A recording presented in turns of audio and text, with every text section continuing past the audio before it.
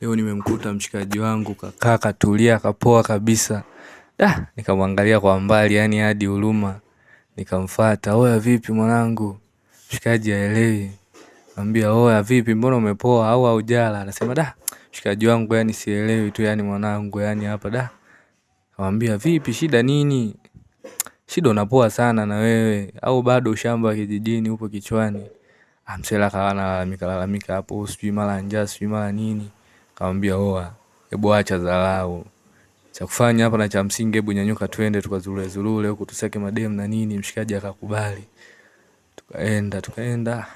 Tunapiga story, tunabishana huko, unajua vijana. Tukaanza kubishana, tupite huko, nikamwambia wewe tupite huko.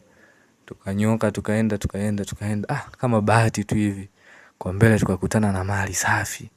Sasa mshikaji wangu nilimwambia yeye ndo naenda kumtongozea, nikamwambia, "Oya, unaiona pisi hiyo? Niachie mimi hapa. Tulia dogo. Tulia, pisi ya kwangu hiyo." Sela nikamtuliza pale akabaki analalamika, nikaifuata pisi hiyo. "Oya mambo."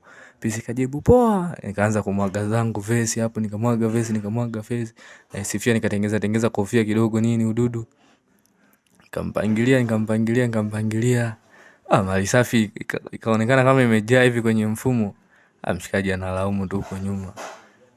Nikapanga nikamwaga pisi inanisikiliza tu. Ikanipiga kofi, kofi likaingia.